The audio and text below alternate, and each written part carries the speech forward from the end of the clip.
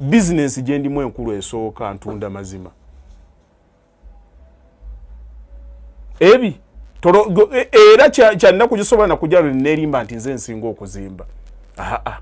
naye kyengezaako okutunda osobola okuwa omuntu miliyoni 10 ne weebaka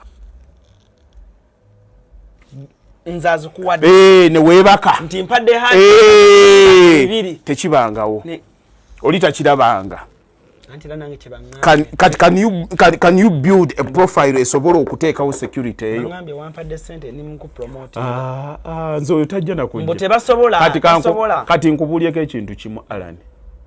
David alabika teyakikubuulidde nze olunaku nfuna abantu abasukka mu 50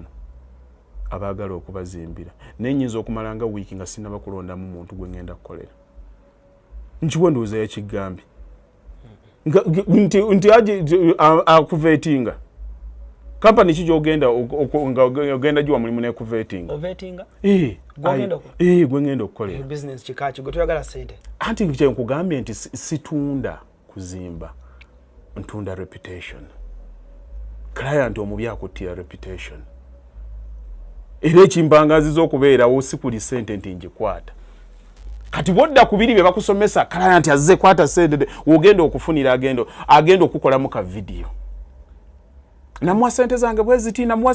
bweziti teyategeera naki kyagenda kukolagana naawe gwe buli omu muwulira akaaba muganda wange namwa sente zange nazibba olowooza ki ekijja bonna tebaba nti babbi